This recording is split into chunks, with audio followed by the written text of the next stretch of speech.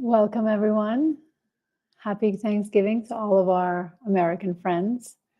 And I appreciate you being here with me today.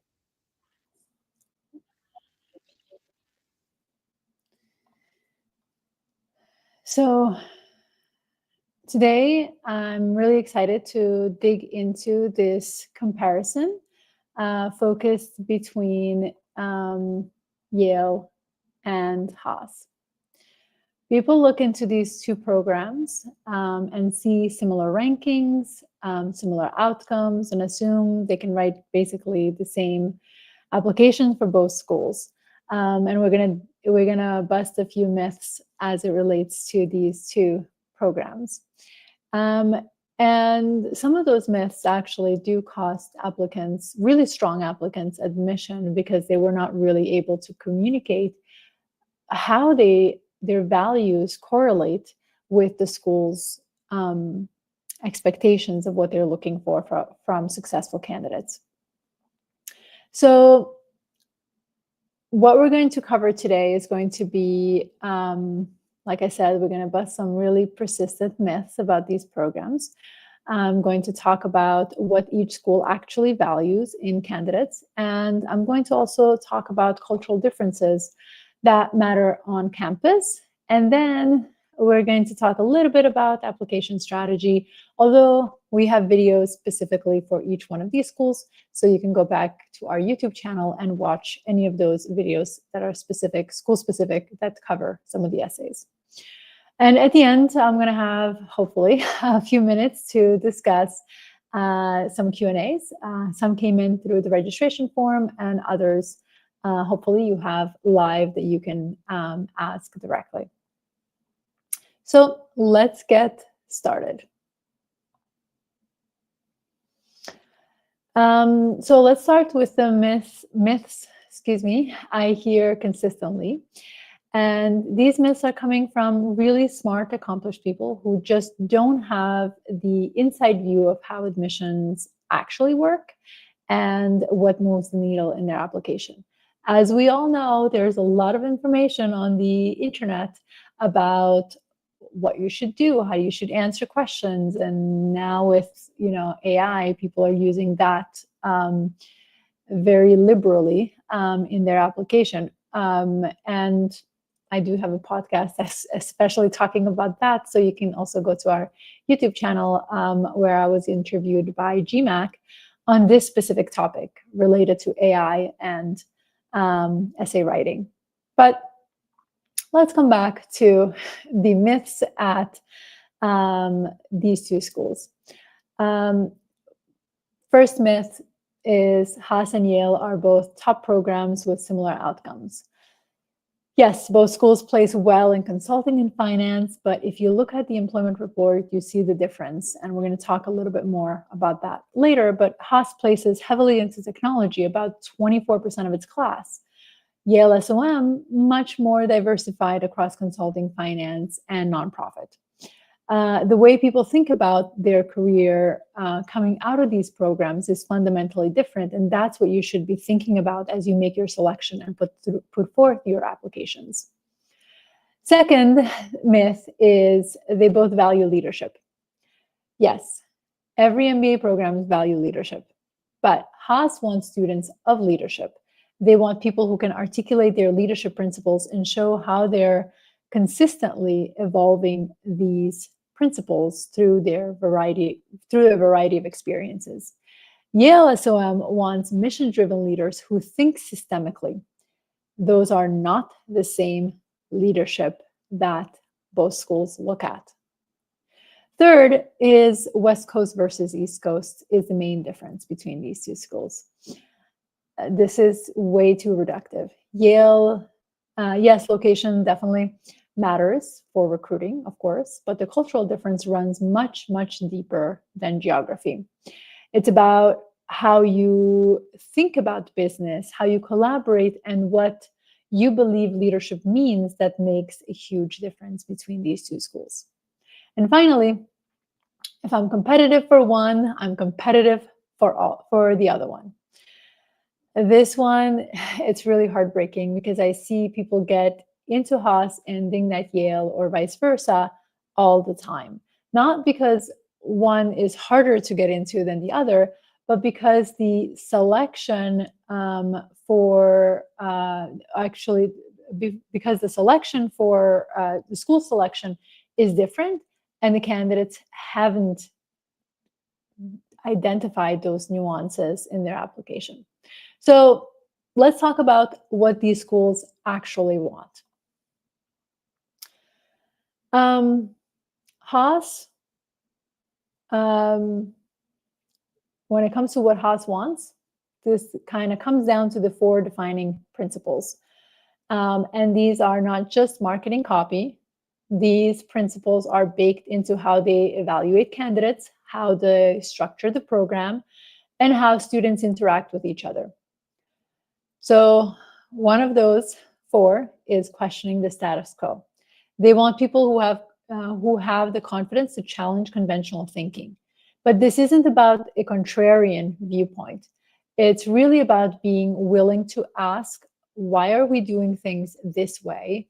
And if it doesn't make sense, propose a new alternative, better way of doing things. Second is confidence without attitude. This is huge at Haas. I hear all the time how one considers sort of the quote unquote finance bros to be very different at Haas because of this specific attitude. Haas wants people who are accomplished, but also humble, who know they're good at what they do, but are always looking to learn and improve. If you come across as arrogant or like you have all the answers figured out, you won't get in because that doesn't match the Haas culture. Third leadership principle is student always. They're literally telling you in the name. They want people who see themselves as perpetual learners. Even if you're 10 years into your career, you should be approaching business school as a student, not as someone who's already figured things out. And finally, beyond yourself. This is about impact beyond your individual success. How are you thinking about your team, community, or your broader impact in a sector or in a particular area? They are absolutely not looking for lone wolves, people who do things alone. And this is really important in the way you actually articulate your story. So here's what this means in practice. Haas wants people who can articulate their leadership principles, not just say, I'm a good leader, but actually explain what informs how you lead, how those principles have evolved over time, and how you continue to develop as a leader. They want to see that you're collaborative, that you're principled, that you're humble enough to keep and continue having that hunger to learn. So I had a client who came from product management at a FANG. She was pivoting from tech to healthcare. What was really impressive about her was how humble she was, despite having absolutely an incredible background. She was always learning, always looking to make things better, always focused on helping others in her team and in her community. She applied to Haas, focused on developing the leadership and technical skills that she needed to make that pivot. Not only did she get in, but when she was there, she has had so much success in being in that community, and she genuinely resonated with that culture through and through. But that's because she made that selection very purposeful from the get-go. Now let's talk about Yale SOM. The key phrase for Yale SOM is business and society. That's literally their tagline, and it tells you everything you need to know about how they think. Yale has an integrated curriculum where you're learning across all functions simultaneously. So you're not just learning finance in isolation, you are learning how a financial decision affects operations, affects marketing, affects the organization's mission. They want people who think systemically, who understand that business decisions ripple across the entire organization, and it's not to be looked at in isolation. But what's really important is that Yale wants mission-driven leaders. They want to know that your purpose is beyond making money. And yes, everyone wants to make money because you are, at the end of the day, spending $250,000 on an MBA. But what they want to know is that you have a purpose beyond the money. They want to know, what does your career path, or why does your career path matter to you? What impact are you trying to have? What drives you beyond compensation itself? They want principled leadership. This is people who have a clear value and can articulate how those values guide their decision making. And this is not something this is not only about the goals that you're writing. This is about also your past, that you are consistently exemplifying the Yale successful student. And this comes through, especially in their essay prompt. They ask about commitment, about community, and about challenges. They're really trying to understand what matters to you most. So I had a client who came from consulting and wanted to continue in consulting, but he had a really keen interest in working in financial services projects in ESG. Yale was perfect for him because not just because they have great consulting pathways, but because the programs focus on businesses and society aligned with the kind of work he wanted to do. So the relationships and the people he was surrounded with were like-minded. They thought about, cared about similar things. And he was able to articulate that mission very clearly in his applications, got admitted, and made a successful pivot. The key difference from Haas is that Yale cares less about you articulating your evolving leadership principles and more about you articulating your purpose. What are you trying to accomplish in the world, and how does Yale help you get there? So let's talk about what these schools actually feel like when you are on campus, because this is really important. You can read about principles and missions all day long, but culture is an experience, and an experience you will have for 2 consecutive years in most case scenarios. So Haas has a small class, about 290 students, and that intimacy does matter. It's radically collaborative environment. That confidence without attitude isn't just a principle they tell you about in admission. It's just how students actually interact with one another. You're not competing with your classmates. You are genuinely supporting each other, and that is huge. If you have that mindset, and that's how you operate on a daily basis without someone telling you that you should operate that way, then that's a school that you should consider. They have a strong sense of community, and those 4 principles, leadership principles I talked about earlier, really do guide how people show up. And as a result, and that is a result actually from the admission criteria that the admission team is evaluating a candidate with. The Bay Area ecosystem matters absolutely. You're not just close to Silicon Valley geographically, but you are integrated in it and all of its opportunities. That means also innovation and innovation mindset, the startup culture, the focus on tech and energy and healthcare innovation. It is all around you, and is what you will experience for the 2 years you will be on campus. Yale is intellectually rigorous in a different way. It's more debate-driven. They do have a raw case method as far as teaching methodology. And because of the integrated curriculum, you're constantly being pushed to think across functions. How does this marketing decision affect our financial position? How does the operational changes affect our organization's mission? There's a real intellectual intensity to the Yale SOM experience. And peer community is mission-oriented. You will feel that. So even if people are in banking or consulting, they're thinking about it through the lens of impact. And that is a nuance that if you want to be in a community who thinks like that, then that is the spaces, those are the spaces that you should be looking at and occupying. So obviously the other component is Northeast has a very strong network in Northeast, and you are definitely plugged into the finance and consulting in a very real way. So the question you need to ask yourself is, which environment makes you come alive?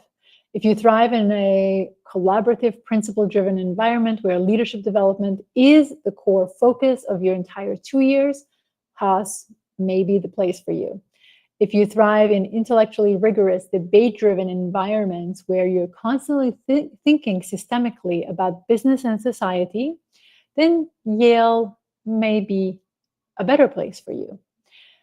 You can probably be successful also in both programs on either schools, but there's a difference between being successful and thriving. And what we're trying to do by coaching you through our numerous YouTube sessions is to help you figure out where you will thrive, because your career will look radically different than just being successful and passing your classes. So let's talk through some really interesting as a result to the employment data.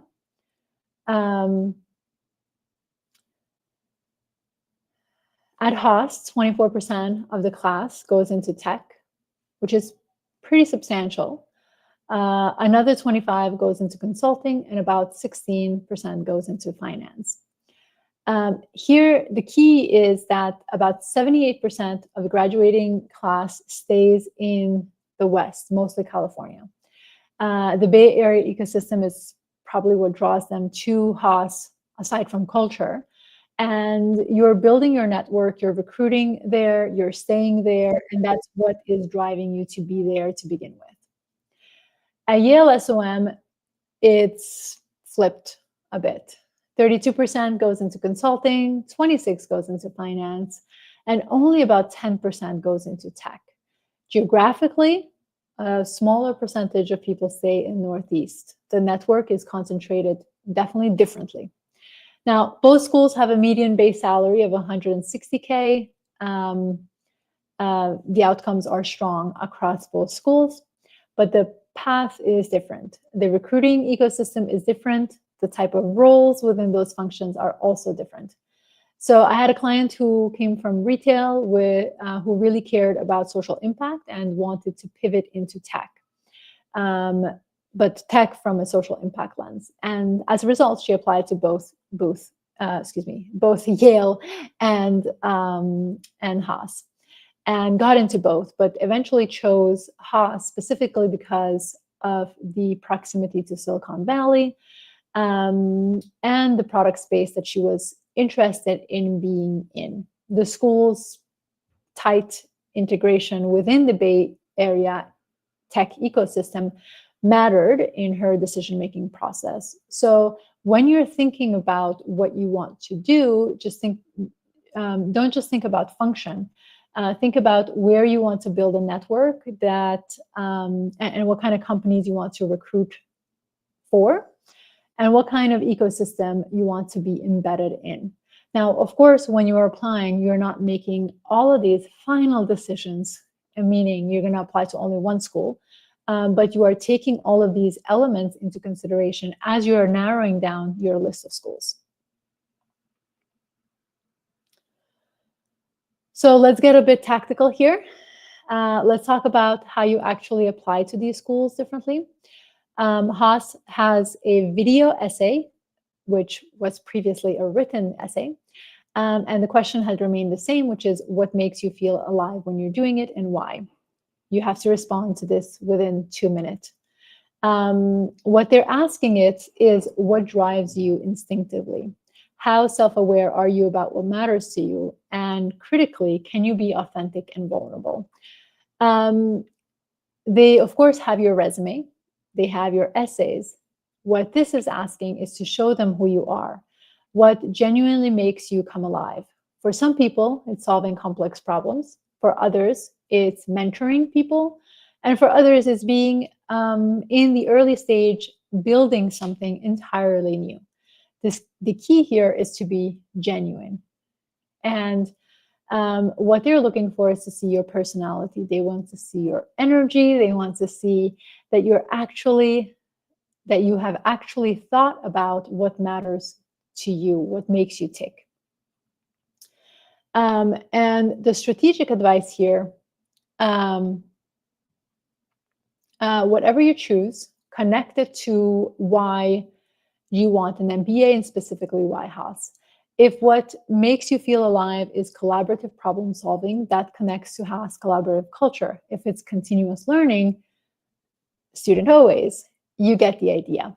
The point is, make sure that you're always remembering the values of the school that you are applying to.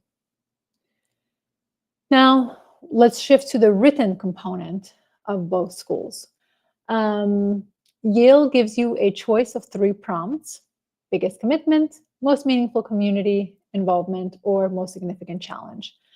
None of these are asking about your career goals. They want to understand what matters to you, what your values are, what drives you beyond professional success. So if you choose the commitment essay, they want to know what or why you have committed meaningfully to something, and why is it meaningful to you? What actions have you taken? This reveals your values in terms of what you engage with, but also your follow through. If you choose community, they want to know what you gain from not only what you gain from the community, but also what you have contributed, because of course they're building a community and they want people who give and not just take. And I know that taking is obviously the reason why you are also applying to business school. If you choose a challenge essay, they want to see how you've grown and been shaped by experiences. And these are important elements that you have to be explicit about in your essay. Now, Haas's written essay is a 300-word goals essay, which contains short-term, long-term, and how Haas will help you achieve it. On the surface, this can sound very straightforward, but don't let that simplicity fool you, because this requires quite a bit of nuance. They want specificity. They want you to show you understand what Haas offers and how it maps to your goals. So be clear, specific about your goals first and foremost. So do not be vague, and connect your goals to specific Haas resources, whether that's classes, projects, faculty, programs, centers, clubs, Bay Area ecosystem. Show them that you have done your homework and dive deeper into what it offers. The biggest difference between the two schools is Yale wants to understand your values and mission, and Haas wants to understand your goals and how they fit into the school's ecosystem.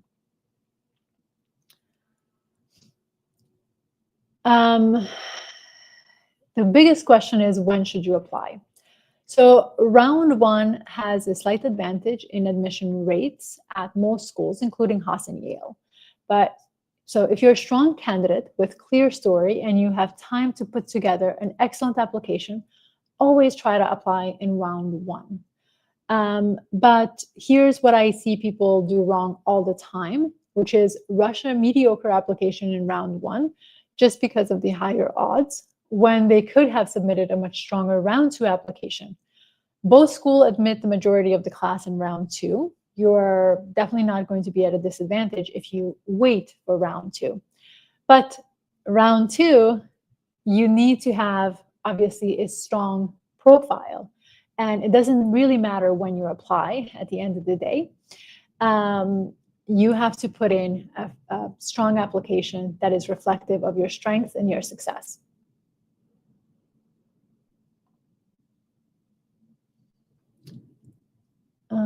Okay. Just making sure that my audio is working.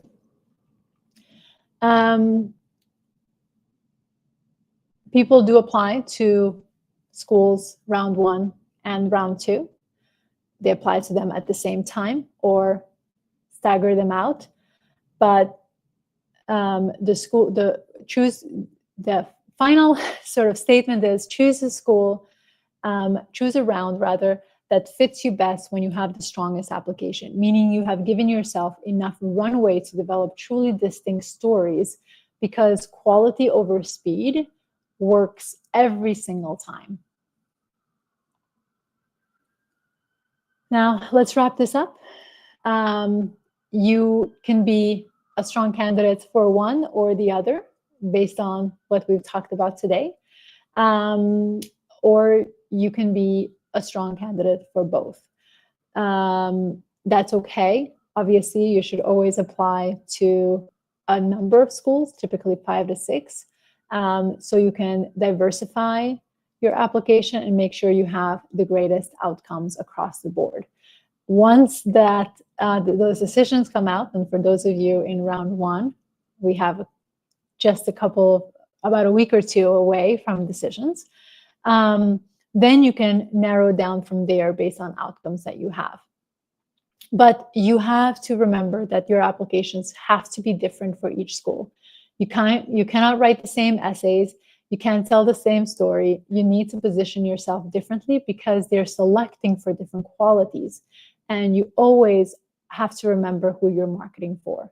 Most applicants waste a lot of time and money applying to schools that don't align with who they are. They write generic essays about leadership that could work anywhere. They then get rejected because they didn't understand what the school really wanted. And hopefully you were able to gain some insights into how to make those strategic decisions into particularly these 2 schools. If you want to talk about how we can support you through your application, we definitely, you can reach out for a consultation call where we discuss your background, your future, where you are, feasibility of you getting in with the numbers you have, or does it make sense that you apply in round 1? You can also request a free profile evaluation. That is a written form. So make sure when you submit that you are including your resume, because I personally read them and review them and get back to you with my commentary on what is where your strengths and your weaknesses lie. All right, I think I have taken all of the session's time today to go through the presentation. And I encourage you, if you found this video helpful, please give it a like, subscribe to our YouTube channel to be informed about all future events, but also do remember that we have quite a lot of archival material that can be helpful as you work through your application.